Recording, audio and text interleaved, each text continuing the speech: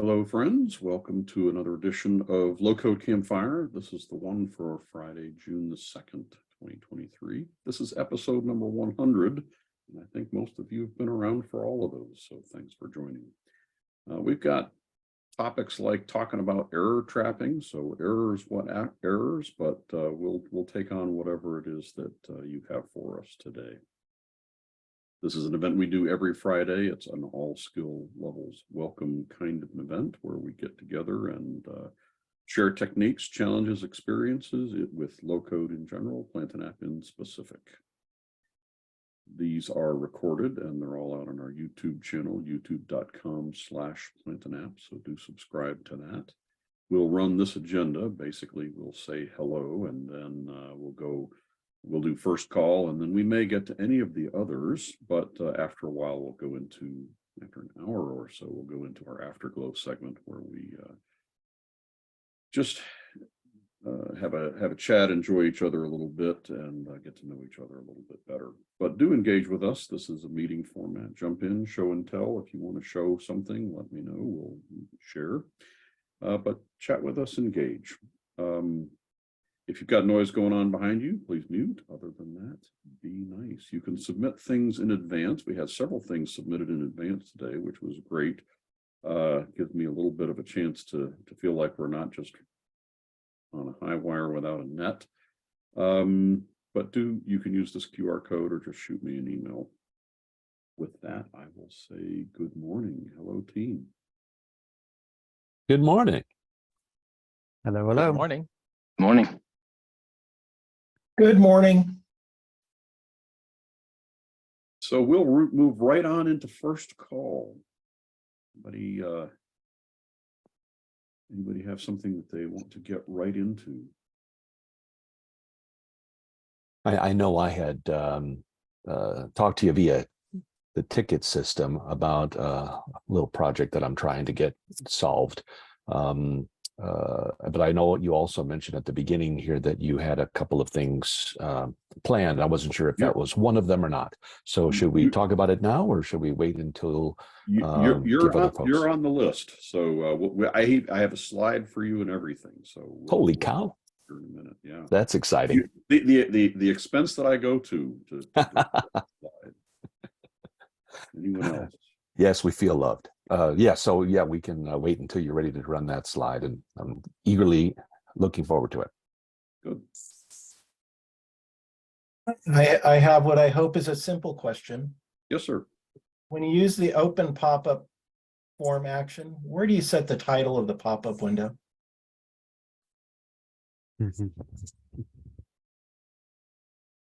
I got that one.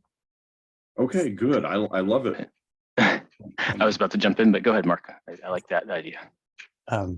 In the form settings tab for the overall form, change the initial form. What is it? What is the name of the setting, Patrick? Initial view, I think. Yeah, and it's if it's set to the one that's not open in pop-up. I can't remember what it's called, but if it's set to that, you can't see right. Initially visible, you can't see it. And initially visible, that's it. Yeah. Display mode. So set it to pop-up, and then you can change that pop-up name on that third line right there. And then you can set it back to whatever else you wanted it to be in, and it'll still be there. And if you're using a Plantain app generated form, it's you can do it in the events, in the initialization events, because we have it tokenized in the initialization events. Cool. So in the initialization events, there'd be like an extra action. Yeah, there's an action in the on pre-init section. It's an inject data action. It should, obviously, at some point it should become a create update tokens, but right now it's an inject data action, and it sets it, it initializes it as add whatever your entity's called, and then if it's in edit mode, it changes it to edit whatever your entity's called. Okay. So their pop-up title, second one there. Ah, okay. Yep. And then if it determines it's in edit mode, it changes it to edit book. So in ours, we're using this token in our. Right. So that token is in the settings for the pop-up title. Oh, so you can put any token in that pop-up title and then just change it. Okay. Yeah, and you can change it on the initialization event. Probably on pre-init, right, before it pops up. Yeah. Okay. That, Thank you. and that is kind of odd the way it's hidden when it's, you know, that default value of initially visible hides those things. So I guess it makes sense, but these are also handy. Go ahead. I'm sorry, initially visible is when the form is on the page right away. It's manual. That's if you change it to manual, it hides it then. And that's, that doesn't, we should be able to see it for manual or pop-up. Makes sense. Agreed. Is those that on other- a bug list somewhere? I think so. We've talked about it before. These other, the pop-up with pop-up, being able to do it by pixels or percent, that's awfully useful because I think I mean, whatever it is we default to, if you have a form that needs a little bit more width, that's an easy place to set that. Set it to 90% or something. I do that frequently. Cool, good question. What else? First call. Okay, since we have several things, I am going to move on. And so let's find them. So there was a question on the community forum, and I think this was Matt's, if I'm not mistaken, about on error. Yeah, with regard to interaction with mail servers, particularly. Yep. So this was the thing on community forum, and I think, yep, we put it on. This is the one. So here we go. I have a long time ago. You may remember we had a Q email demonstration, and I still have that on my site, so I can use it to test. And so the basic idea of that is that we've got emails, instead of sending emails directly, emails are put into a table and then sent from the table as a result of an action, as a result of an automation. So behind the scenes, what's happening is when you have a status of send, it will send it from the address to the address and whatever the body is. So just pushing something into this table with the value status of send will get the work done for you to get to the send. And so you see that this has gone to a send status. And if I refresh, we can see that it's gone to a sent status. So behind the scenes, that thing is working. And then let's see, I have an email client that's receiving these ready to go. So an ugly picture of me, but then it did send. So the thing is working, and I've modified it in response to your question, Matt. This was the workflow that executes to do that to happen, and I modified it to do on error just to be able to illustrate how that could go, because the way this was, it had an input. We were taking whatever the Q email ID is so that we can get access to all the Q email fields. And so I'm doing I changed the status to sending when it gets started. And then previously, the next action was an email action. But I wanted, and so it sent the email and then it's flipped it to send. It was very simple logic. But to make it work with on error, and now this is on a list somewhere, we have an idea that all actions will have an on error section. This one has one built in. This partially update has one built in, but other actions that we do, and I'll just throw one on note here. And particularly send email is one that is prone to error. There is no on error section at the bottom, so you can't natively scrap it right here and catch that an error happened. So we've got a project going on that says we're going to add on error as a normal kind of a thing, just like you always get a title, a description, error message, condition, all those things come in as part of a normal action. We want to add on error as a global type of thing. And so that's on the list somewhere. But until we complete that, there is a workaround, and the workaround is this. The execute actions for each list entry has an on error section. And so if you can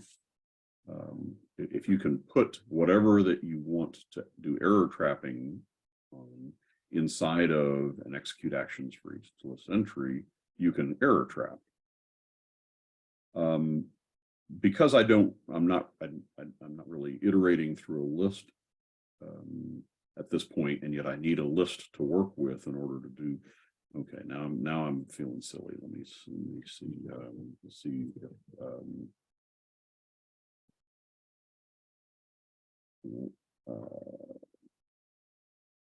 what's the looping action? I'm wondering if it was in there. Repeat. Thank you. Repeat. Let's see if there wasn't one in there. Yeah, there's an error. So this would actually be a better one to do it with, because you can just say you want to do it one time and it would have, and you wouldn't have to go to any extra steps. So this is what I should have done. You can say do a repeat one time and put in your actions here, and I'll probably redo this to do this. But in order to fake out being able to do for each entry, I did a SQL query that says select one as dummy that created a list, one item list. So that gave me a one item thing that I could go through. So then this for each has a execute actions, and the actions are send email, and I've added an error section here that says that this I'm changing the status message to error exception message, which is one of the tokens when you look at the on error. So I really want to improve my logic to do that. So I'm gonna do that. I'm gonna move this stuff out of where I put it and put it into this simple repeat. And so I'll import my on error section, and got to do a little back and forth here, but we'll get my send email action.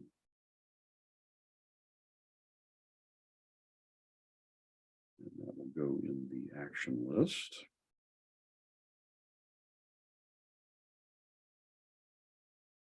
And my partially update. So this is a lot, makes better use. I don't know why I didn't think of this yesterday. And so we can get rid of this and this. And so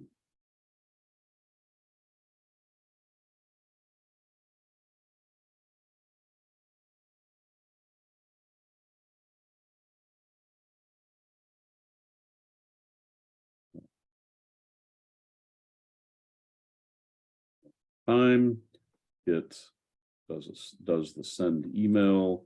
So the send email is checking to make sure it's in the send status. It's sending it to the from, or from the from to the to, with all the fields passed through. And after it succeeds, it changes it to sent. So that's the standard path. And then if there's an error, we are going to get the error tokens. And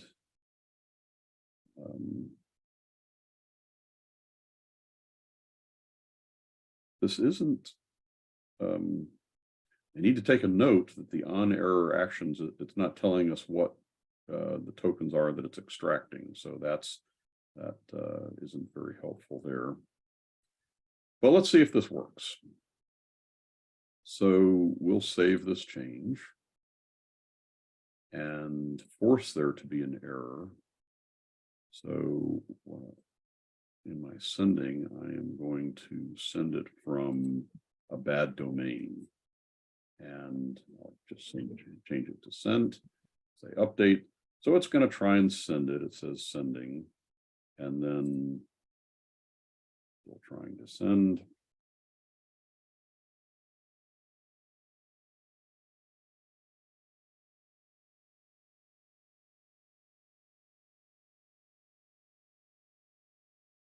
And there was an attachment with that, which is probably why it's taking a minute to push it across.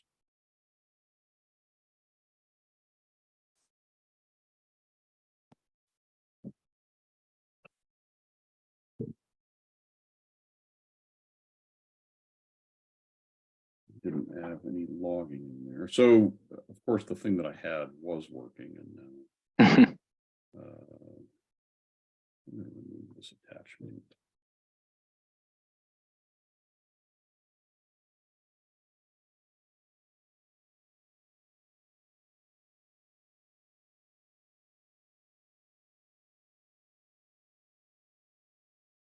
And let's check the code. Dale, do you have a time interval on how often it checks? No, it's should be immediate.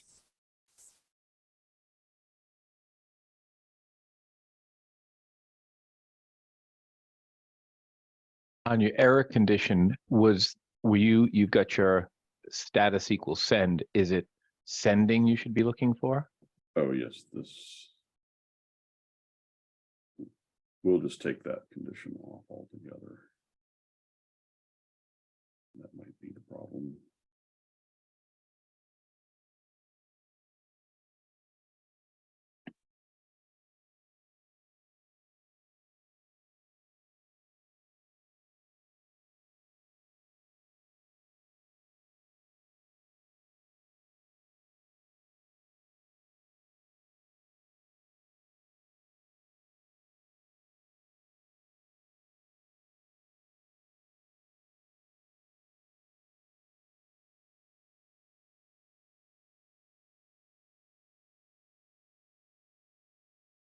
Back to no error.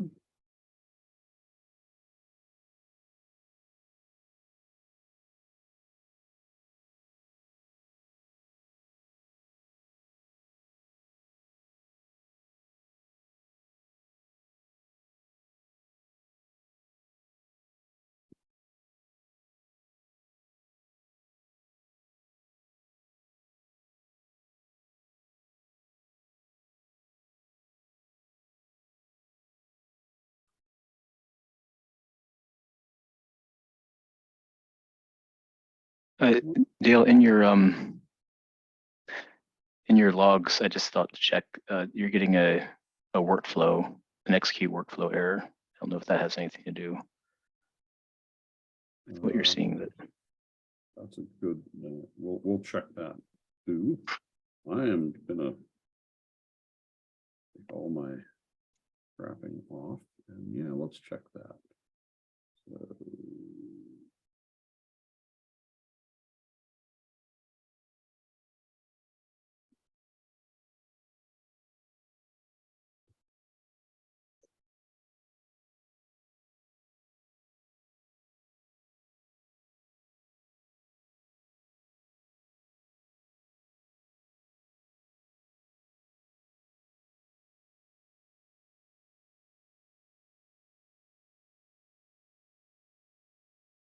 I didn't put a base token name. If this is the problem, this is a very unhelpful error message.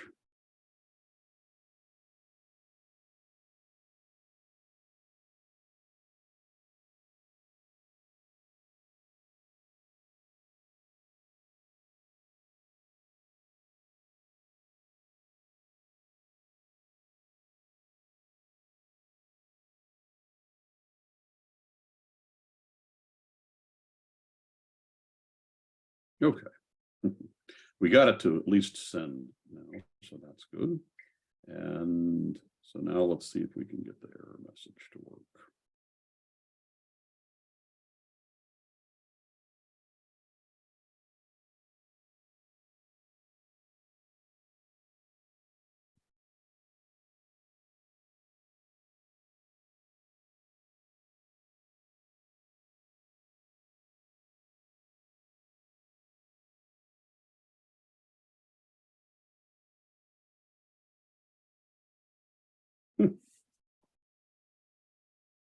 Okay, so we are trapping the error. We don't have the exception message. So this is why you don't do things like that, right? Those stories. So the repeat action on error is not giving us the same. We don't know what exceptions. We know that an error has happened. We don't know what the exceptions are. In the other version that I had, exception message was explicitly stated. That was in the for each. So I'm going to go back to, and I'm not going to redo it, but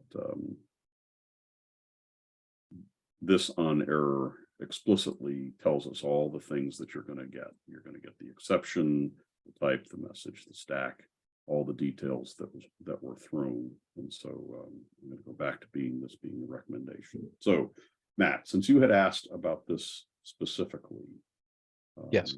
Does this make sense to you how to? Oh yeah, yeah, it makes sense. It's just not working. Well, it's not working in the context that I think it should work. So I've got a automation job which sends a list of entries, and it does similar to what you're doing, sets the status to sending, sends the email, and if it's successful, sets it to send.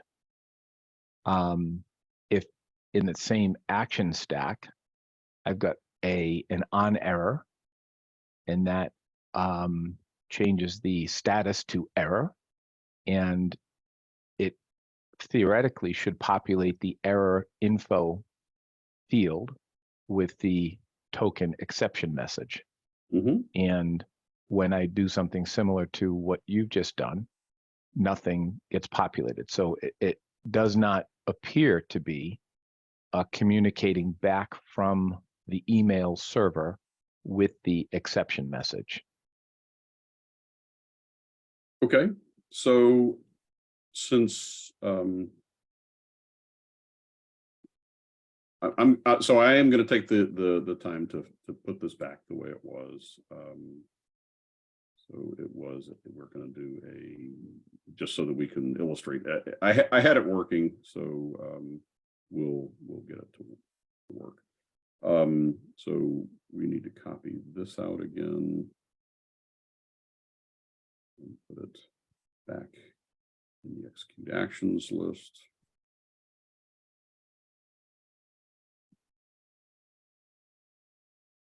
And partially update needs to go.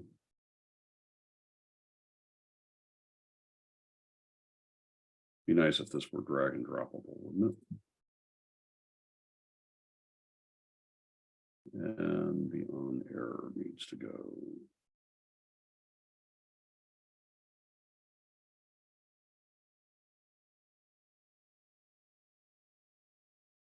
The other kind of related question while you're clicking here is yours is in a workflow. Mine is in an automation job. I'm just, if you've got it Shouldn't working. matter. Okay. Shouldn't matter, but we can test that out as well. So, checking my work, trying to make, we're creating a list. It's going to have one entry. It's going to be called the one item list. And then we're going to execute that.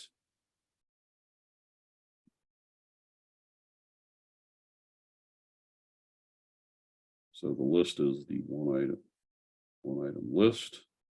We're going to send an email. Doesn't depend on anything from the list.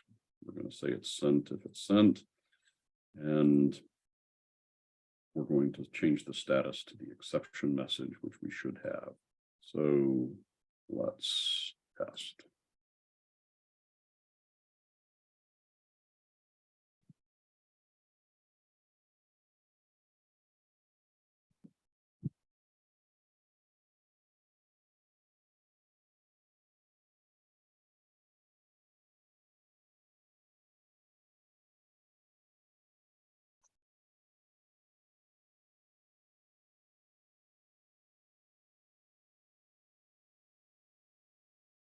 So exception message is resolving in here in the workflow, whatever the exception message was. So is this the same thing that you're doing or something else? And do you have it where you can show it to us?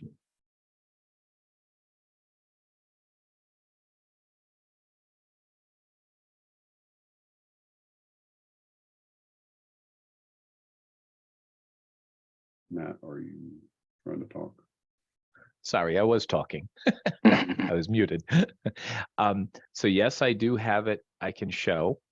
But my question is, what does this, explain again what this one item list does in this context? So in the execute actions, the whole purpose of execute actions for each list entry is that you have to give it a list and Sure. and it's going to do it for as many items as you have. Okay. And I needed it to do it once. I'm just using it so I can get into the on error section. It's a workaround. Okay. So I filled it with a one item. Okay.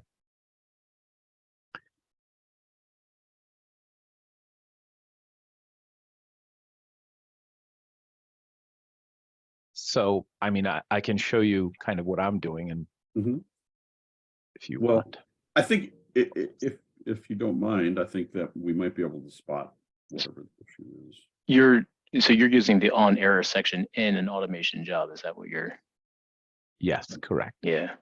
So basically what I'm doing is I'm getting every email that has a status of pending, putting it into a JSON, and then sending that JSON list. I think I'm reading only 10 at a time. And I am then sending the email. And then in that action stack, it sets the status to sending, then it sends the email, then it sets the status to send. And below that, on the on error is when I indicate to change the status to error.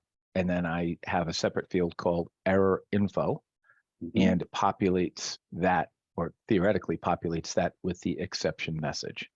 So when I did the same thing you did, put a bad domain name in, nothing happened. I mean, I didn't get any error info back. I believe it's been a bit. Did you get an error? Did you get into the on error section?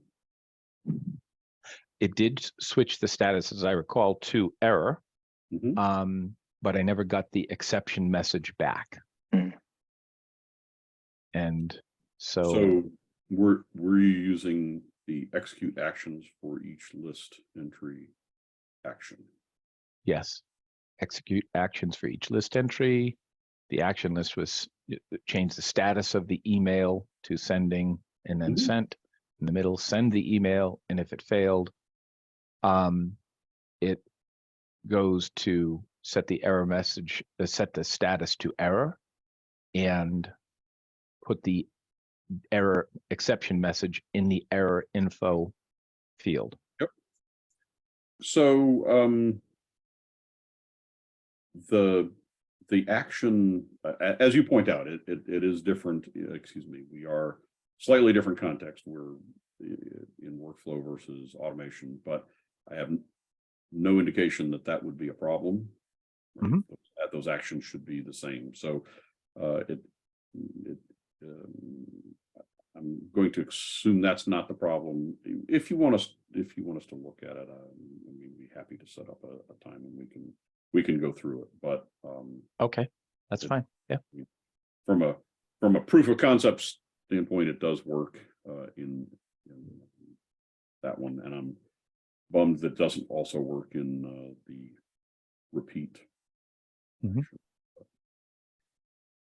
That is what All right. it is. All right. Okay. So I'm going to leave that one set up, and we can come back to it when we dig into that. So let's set a time and go over that. Cool. All right. You've been waiting. Actually, yeah.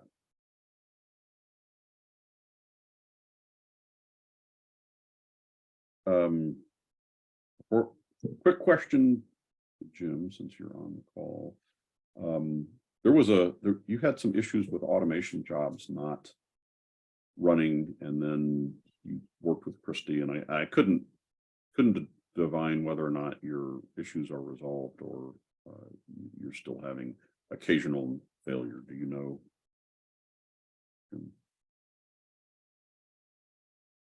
And I know you've called you out. Maybe you're there. You are. There. Well, I just gotta get the mouse to the right screen so I can push the unmute. The job is still not, it's not failing the same way, but it is not running every time as expected. So All right, then we've changed the failure. All right, I'll circle back with you on that one. I just wanted to take advantage of the fact that you were probably going to be here. So But your error logic that you were just showing there, I was thinking I might try to apply that to that job and see if it's failing in the job somewhere. Yep. Yeah, if you drop them into the yeah, before you were getting in where the job wasn't even kicking off, that was the problem. So now it sounds like it's kicking off, but sometimes doing odd things. So trapping. Right. Specifically, it says it's running it, but not sending the email. Okay. Well, maybe yeah, then do take a look, open a ticket again, please, if it needs attention. Be happy to jump on with you. Okay, Don, thanks for waiting patiently. Let's talk about XML. Great. I think this is something that a lot of people may run into, but because I'm running into it on a number of occasions, and it has to do with, especially if there's multiple departments, multiple agencies. In this particular case, this is for a county government site that has internal systems where they keep track of people's schedules, but they have proprietary software that does it. So what they've got is lawyer schedules, municipality schedules, what court cases are coming, things like that. And what they can do for me is generate an XML file of the upcoming month's schedule. And they did create a process that generates this file and has it ready for me to take.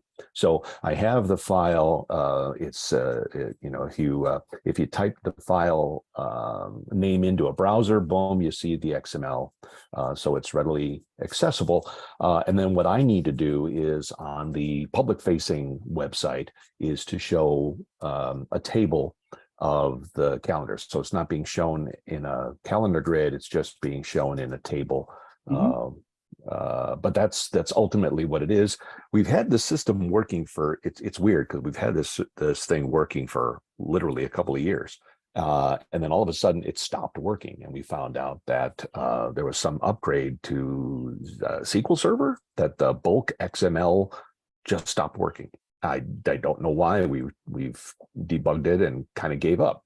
And so I said, well, Planet App to the rescue. I mean, I'm sure that it can pull this stuff in and put it into the table itself. So that's where we're at. So I've got this XML file and I need to get it into a simple SQL table so that the display routine, which is a action grid, goes out to the table and displays it. Great. So I had an example on my personal system or on my test system that transformed XML into other forms, and so I thought it would be a good exercise. I can just put this out onto Campfire so it's accessible to learn from and serve as a good example, or at least an example. So this is on my test system. When the form loads, it comes in with XML preloaded into this box called XML response. I hit submit, and two things happen. One, it transforms it into JSON, which is often is one way that you can consume it. So you can see that we've gone from this structure, and actually it's probably useful to take a look at what the structure looks like. So I'm going to paste it into my favorite Code Beautify. And so we can see the structure a little bit. So it says it's XML, we have the get transaction response, and then there's a series of T infos. And in this case, the customer wanted to pull out the TRAN ID and the customer ID. That's all that's in here, and be able to loop through them. So TRAN ID ending in 632 and customer ending in 696. If we look at my example, we can see 632 and 696 in JSON format now. And I've also listed it out here in a table, in table form. So this is going to give you all the tools to do what you need to do with what's hidden here behind submit. I'm going to export this thing and we'll put it out onto the Campfire website so it's visible. So let's do that.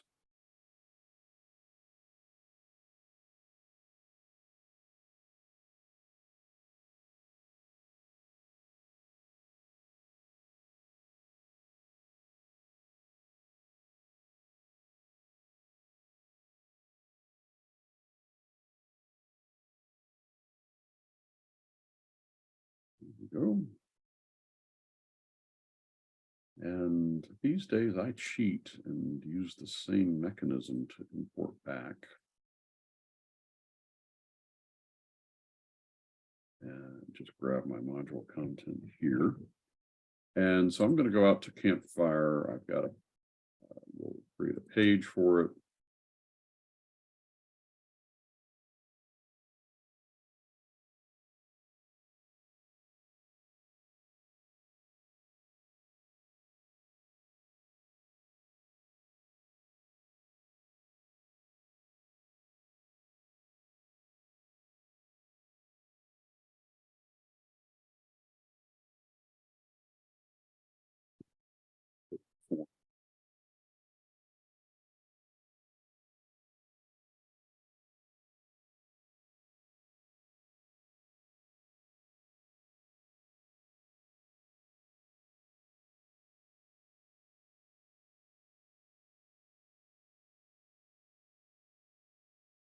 So hopefully this will do the same thing. XML was coming from somewhere else.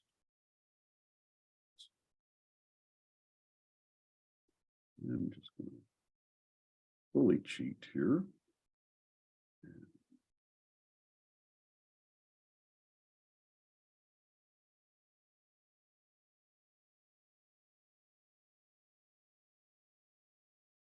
So in my original, where was this coming from? Oh, I had a token is where it was coming from. I'm going to just grab the XML itself and put it into my form, so it's just there.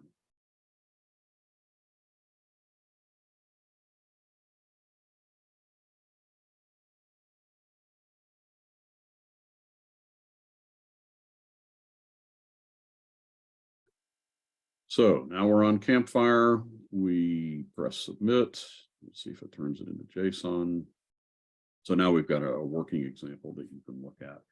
So let's take a look at how it does what it does. And then maybe we can talk about the version that you're trying to do. That's public information. So it's okay to put it onto our recording if we do that today. So this is the structure. It's a get transaction response, and then it has a series of t-infos. That's the XML look. So if we look at the way that, I'm going to get rid of things here so that we don't get confused about where we are. Let's edit this form. Open. So we have XML. We have a button. Field is XML. The result is where we're putting our JSON. So let's look at the button. The button has uses our parse XML into JSON action, and we're just taking the XML response, whatever the XML is, and we're putting it into a token called XML. So now we have this is going to give us the JSON. Just going to convert it from XML into JSON, and the XML it's just a token. It's not on the form. I am putting my result, which is on the form. I'm extracting XML get transaction response. So this is get transactions response. And I'm pulling out the t-info value, which is this. So this create update token, sending it to result, is using the XML structure, pulling out what I want to retrieve from it. So is that making sense to you, Don? Sorry, took a little bit to unmute. Frankly, no. I get. I didn't realize that this token does that entire table. That all of the t-infos are getting put in. Mm-hmm. Oh, okay.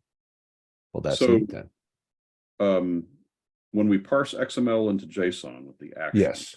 and we're giving it all of the table, it's telling us the things that are coming out. The words here are telling us that you can access parts of a node with syntax like that. Ah, okay. So I am using the get transaction t-info to put it into result. Result is a field on my form. So when we see this here, this JSON here, it's because I've pulled it out of the XML. Right. And so as result, what you see, okay. So result is showing the XML, I'm sorry, the JSON structure. Got it. Yeah, it's when we parsed it, the first action turned it into JSON, the second extracted what I wanted out of it. So the first action was parse it into JSON. And so now it's called XML, but it's been turned into JSON. And so now we can extract what we want out of it. Just for illustration purposes, I'm going to flip this around. Actually, this,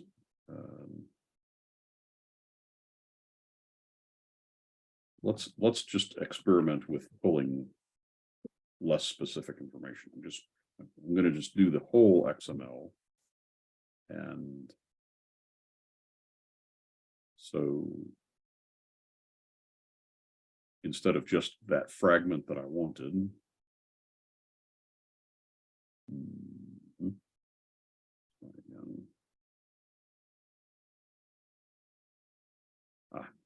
gave me an error. Probably because I didn't stop. Really just trying to experiment a little bit. So I'm going to move this AJAX right up here. So these other things are not trying to happen because they're, I'm breaking them by changing the structure here a little bit. Ah, yeah. So just to illustrate what we're going to get out of these.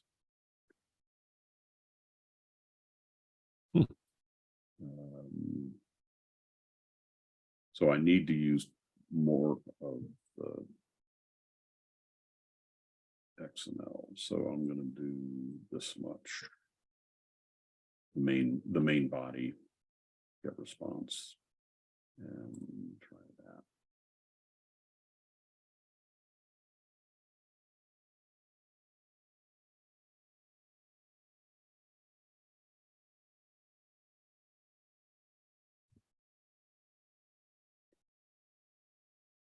So this is similar but slightly different. We get an outer thing, T-info, and then the inner items, the transaction and custom. So because I only told it to use this much, it's giving us an item and then all of the subordinate array. Right. So Right. Point here is you have to experiment a little bit with what it is that you're trying to extract. And so in my case, I wanted to get it down to the T-info. So when we try it again, it'll only have the array of transactions in it. So we got rid of that T-info subordinate, and it's just an array of transactions. But you kind of have to experiment with what it is that you want to extract and make sure that that's, in my case, I'm going from to JSON so that I can process it as a list. And so then now that we have good JSON that we can use, then let's look at the rest of these. We create a list from JSON. So that result that we extracted a minute ago that only has the array is now in a list called JSON. And I'm going to loop through the JSON list. And every time I get a new item, I am adding to result 2 to add, to pull out the things that I want. So I'm pulling out the tran ID and the customer ID out of my variable named my list called JSON. And that would be the place that I would put a SQL statement to insert Exactly. each of the elements that are in Right. So this list item. So every time you got a new list item, you would extract whatever you want and Right. insert it into the list. Yep. And that would be a partial, or would that be a You're going to want to do an insert new whatever list name, whatever entity you're working with. Got it. Because So in this case, update, it's a because yeah, you're probably going to want to start by clearing your table. exactly right. Yep. You have the XML as a static piece of information, and I'm bringing it in from a website. Mhm. So I have to read it in. I tried, you had suggested using a server request, but it kept failing. Ultimately, I want the data in memory, not in a file, but the save file to disk option does work. It does go and grab the file from the URL and then writes it to the to a file in on the server. But the server request, which I thought would be better, because then it would have the entity in memory where I can just go to the next step, which is the parse XML to JSON. Sure. So let's do that. If we want to get the XML by a server request, we'll just add a button to do that. You were muted before when I asked. The information that you're doing is public information, right? Yes, I am. It is.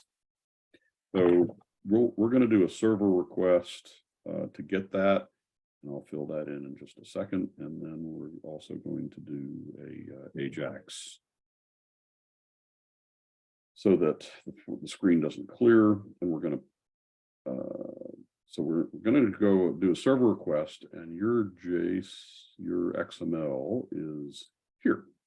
So this is the structure that you. Yeah, that's it. So I'm just going to use this URL, and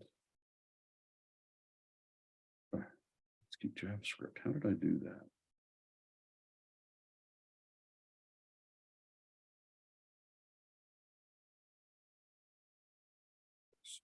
Server request that I was trying to do. URL that we're wanting to do is that one.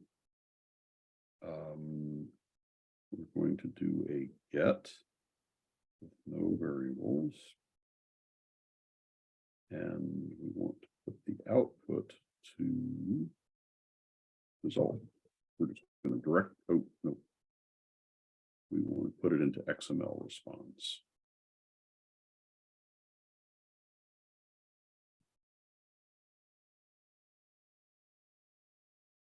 So the idea here is it's going to read everything and put it into XML response. Yeah. So let's see if it does that.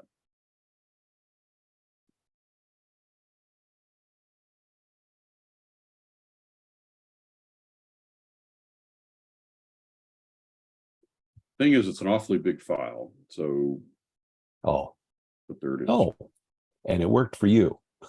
I did the exact same thing last night, and it did not work for me. Okay, so let's just run through it. We've got because I was kind of bouncing around. So I added a button, I added an action that said server request. That you went to your URL, did it using a get method. Make sure you pick get. Mm-hmm. And you've got to send it somewhere. So in my case, I'm sending it to the screen. You could just put it to a variable if you wanted to. And then you can immediately move on to the parse XML into JSON action. Got it. And then, okay. I followed it with an AJAX, because without the AJAX, the form would just clear and you wouldn't get anything. Ah, okay.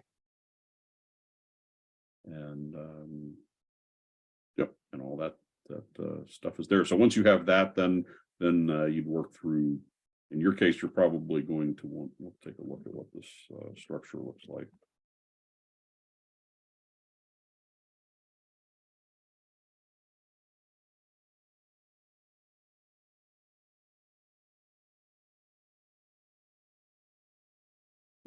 Wow.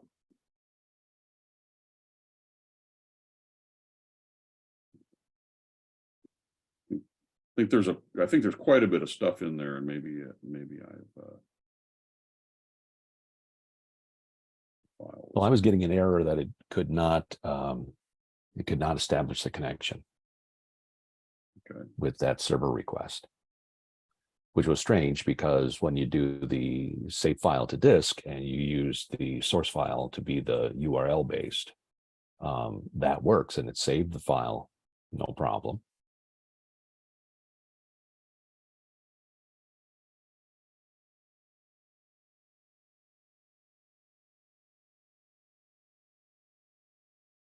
I just think there's an awful lot of data in that that's making it where it's hard to view it. Oh, okay. Through this Yeah, that makes XML sense. viewer, so I'm going to give up on that. But Okay. but yeah, you should be able to go on and parse that. So I'm going to leave this out here. Of course, my submit button only is going to work with my test data, but your this XML button will remain out here so that you can see that it gets it, and you'll have to find your own way to what the right way to parse that. Certainly. And I think it was even mentioned earlier today. I'm not sure if it was when you were talking to Matt about his question, or if you mentioned it to Jim, but this needs to be a scheduled task because this gets updated every night, and then the website needs to be updated too. So rather than going and grabbing the data and putting it into the table immediately on every time somebody asks, it makes a lot more sense to move the data, have a local copy, and then show the local data. So since it's a scheduled task, then I would do automation and then set a time trigger and then do this stack as the action. Yes. Got it. Yep. You can do that. Absolutely will work. If you another possibility would be to do it as a workflow, so that then you can work with it interactively and get it to go, and then just your job would be to run every night and execute the workflow. It's all how you want, whatever technique you want to do. But oh, okay, interesting. So the workflow, and then actually there are 3 files. They're all similar, but there are 3 different schedules, different groups of schedules. So one would create a workflow for each of them, and then of course you could test the workflow, and then boom, you update the table that way live if you need to. But then your job could be the tasks in the job would be execute workflow 1, 2, and 3. Got it. Absolutely. So and it could absolutely be done just in automation, but you just get into then if you want to do it interactively. If you need it to be updated right now, you now have to edit your job or do something like that. Yeah, but as a workflow, as a discrete element that can be tested and whatever, you could run it from a form. So if somebody needs to push the button and update it immediately, the form could call the same workflow, right? So okay, that's an interesting point, and something that you can give the client, give them an admin page that says if something didn't work and you need them to get that right away, then go click here, and then it would just run the workflow for that. Yep. Got it. Wonderful. So all right. Yeah. Well, thanks very much for that. That helps a lot. Sure. Sounds like your logic would be something like delete everything from the table, go get the XML and repopulate the table. Right. Yep. And then from there, it's all there and ready to go. Cool. All right. So we have managed to cover our hour, mostly because I stumbled around and tried to use the repeat loop for no apparent benefit. But thanks for hanging in there with me. So with that, I'm going to remind you we're going to go into our afterglow session in just a minute, but it was a good campfire event, at least from my perspective. And thank you all for being. Ben, did you want to be on the record? I see a hand. Well, I had some ideas with regards to the XML, but if you wanted to wait for afterwards, it's fine. Oh, let's add to it, because otherwise it'll be gone. Don, real quick question. You said you were using a bulk read of the XML that's no longer functioning? Yes. Gosh, do I have access You were to it real quick? You were using bulk because it was already saved as a file that you were reading? Yes, the It's an old system. It's actually a batch file that's set up in the task scheduler, and what it does is a wget, so it goes out and grabs the file, and then it does a little VB script that does this bulk thing, and I'm hunting for it right now to see if I can't tell you So, just what it is. I mean, so basically, ultimately, I'm just trying to understand or make sure that I'm clear with the flow that you want. So you basically have a file with XML data. You're looking to load that, and you're looking to insert it into a table. That's pretty much the gist of it. That's it. Okay. Instead of using bulk, in SQL, you can actually read XML data directly using what's known as nodes. And you can do a select statement straight off of XML data and just do an insert into your table with the select statement that reads the XML data, and it's just done. Wow. You don't need to use bulk. Oh, okay. And then Well, if you maybe do it that's that what way, you happened can is somebody thought that you don't yeah, need you that can anymore. skip I mean, if you need to display it on the screen and stuff like that, you know, No, what Dale was showing you is a great method, especially if you need to convert it to JSON or whatever. But if you're really just looking for the, you know, a quick read XML, dump it into a table, you can do that straight through SQL. that's fascinating. Didn't know that. I'm guessing maybe other people figured that out too, and that's why they're no longer offering the bulk load thing, because that's where the error is failing. And everything was working fine until they upgraded SQL. It's kind of bizarre. Yeah, I personally have never used it. I've just basically always took the XML text, converted that to an XML data type.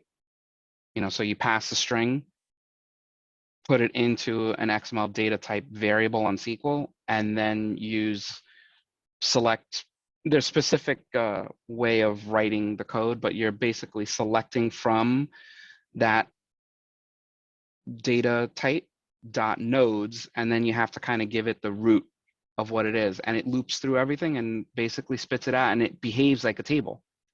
And then you just pull out all of the fields that you want, and you could do what you want with it. So you could do an insert.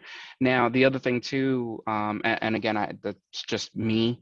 I've had situations where I've had to do, or where I was doing on large amounts of data, a mass delete and reload. One of the things that I found is that when you do that, because most of our databases are recording, of course, all the transactions, your transaction log can become a monster really fast.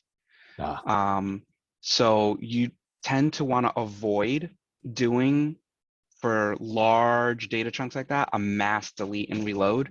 It's better if you do what's known as a merge.